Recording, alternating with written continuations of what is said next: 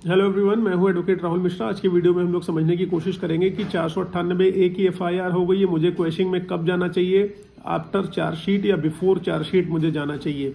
ठीक है, क्या क्वेश्चन हो जाएगी या नहीं हो जाएगी, ये क्वेश्चन आप लोगों के मन में मूलभूत आते रहते हैं। तो एफआईआर क्वेश्चन 498A की हो या किसी भी मैटर की हो, चाहे वो 376 की हो या 498A की है, तो क्या आपको चार्जशीट तक वेट करना चाहिए या नहीं करना चाहिए, यही कंफ्यूजन मैं आप लोगों की आज दूर करने की कोशिश करूंगा आज। लेकिन उससे पहले मेरी आप लोगों से रिक्वेस्ट है कि अगर आप लोग चैनल पर नए हैं या पहली बार आ रहे हैं, अभी तक आप लोगों ने इसे सब्सक्राइब नहीं किया तो प्लीज़ सब्सक्राइब करिएगा।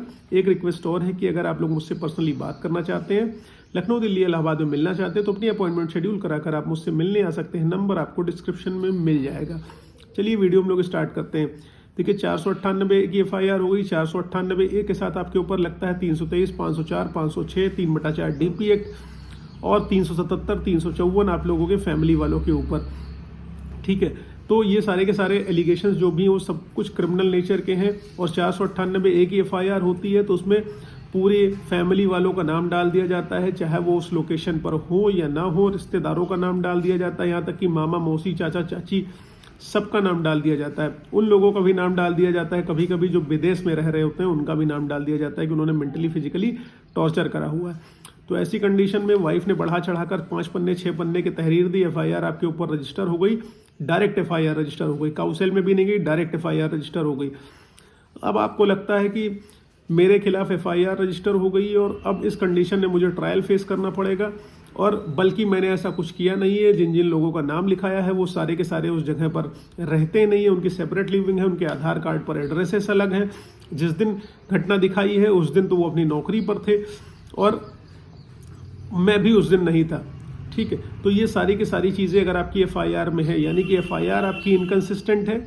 एफआईआर में जो एक्चुअल घटनाक्रम दिखाया गया है वो रियलिटी में घटा ही नहीं है। जिस दिन जिन जिन एक्यूज्ड का नाम, जिन जिन लोगों को आरोपी बनाया गया, वो सारे के सारे लोग उस घटनाक्रम के दौरान थे ही नहीं। वो सब अलग लोकेशन पे थे, अपनी नौकरी पर थे। कोई नाइट ड्यूटी कर रहा था, कोई डे शिफ्ट में था, कोई कहीं ट्रैवल कर रहा था, कोई कहीं था, लेकिन नाम सबका लगा हुआ है। हैरेसमेंट सबकी होनी है, बेल सबको करानी पड़ेगी, जेल जाने का डर सबको है, नौकरी खोने का डर सबको है। क्योंकि आप जानते हैं सरकारी नौकरी कर रहे हैं, 48 घंटे से ज़्यादा जेल हो गई तो आपकी नौकरी चली जानी है। फिर बाद में आप लड़ते रहिए, नौकरी बड़ी मुश्किल से वापस हाथ आएगी अगर आ गई तो ऐसी कंडीशन में मैं क्वेश्चन में जाऊँ या मैं ट्रायल फेस करूँ, तो मैं यहाँ पर आपको कहूँगा आप ट्रायल कतई ना फेस करिए, ना ही आप एंटीसिपेटरी बेल में जाइए। आपको जब लग रहा है कि आपकी एफआईआर गलत है, सब कुछ इसमें इनकंसिस्टेंट है, इररिलेवेंट है, तो आपको एंटीसिपेटरी बेल में नहीं जाना है। एंटीसिपेटरी बेल में जाने का मतलब मेरे हिसाब से एक तरीके से आप अपने आप को गिल्टी मान लेते हैं, अपने आप को गलत मान लेते हैं और आप एंटीसिपेटरी बेल में जाते हैं। आपको वही सबूत एंटीसिपेटरी बेल में भी देने हैं जो आपको क्वेश्चन में देनी है। एंटीसिपेटरी बेल में भी आप यही दिखाओगे कि आप उस घटनाक्रम के दिन थे नहीं, उस दिन आप अपने ऑफिस में थे, ऑफिस की अटेंडेंस शीट दिखाओगे, अपनी सेपरेट लिविंग दिखाओगे, ये सारे के सारे कागजात और डॉक्यूमेंट लगाओगे एंटीसिपेटरी बेल में भी आप। ठीक है, और कोर्ट को बोलोगे कि देखो ऐसा है, मैं उस दिन था नहीं यहाँ पर। कोर्ट आपकी एंटीसिपेटरी बेल को इस आधार पर जो है ग्रांट करेगी कि आप उस दिन नहीं थे। सारे के सारे एविडेंसेस देखने के बाद बेसिकली ये डिस्क्रिशन ऑफ द कोर्ट भी है, जरूरी नहीं कि ग्रांट भी कर दे। अब यहाँ पर बात करूँ अगर क्वेश्चन की, यही सारे तथ्य, यही सारे एविडेंसेस आपको क्वेश्चन में भी दिखाना है। अगर आपके मैटर की क्वेश्चन हो जाती है तो आप यकीन मानिए जो आपको ट्रायल फेस करना है, 7 साल, 8 साल, 9 साल, 10 साल जो मुकदमे चलने हैं वो मुकदमे नहीं चलेंगे। वही कॉस्ट, वही खर्च आपकी क्वेश्चन में भी आएगी, वही कॉस्ट, वही खर्च जो है आपकी एंटीसिपेटरी बेल में आएगी। बस क्वेश्चन में आपको ऑनरेबल हाई कोर्ट मूव करना पड़ेगा, एंटीसिपेटरी बेल में आप लोअर कोर्ट में जा रहे हैं तो या आप हाई कोर्ट में आ रहे हैं, खर्च आपका उतना ही आना है, पैसा उतना ही लगना है, टाइम आपका बच जाएगा। अगर क्वैश हो गया आपके पास आपका मुकदमा तो आप बच जाएंगे, अरेस्ट स्टे आपको मिल जाएगी, गिरफ्तारी से आप बच जाएंगे। ये सारी की सारी चीज़ें क्वेश्चन के प्रोसीजर में होती हैं। लेकिन अगर आप इसमें इस स्टेप को नहीं अपनाते तो अननेसेसरी का आपको हैरेसमेंट फेस करना पड़ेगा, ट्रायल फेस करना पड़ेगा, उससे आपको इशू निकल कर चला आने वाला है।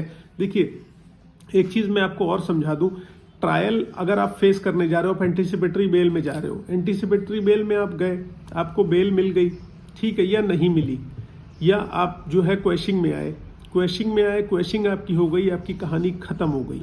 ठीक है, तो क्वेश्चन में आओ, ट्रायल फेस करने की चेष्टा कतई मत करो, पैसे की मत सोचो।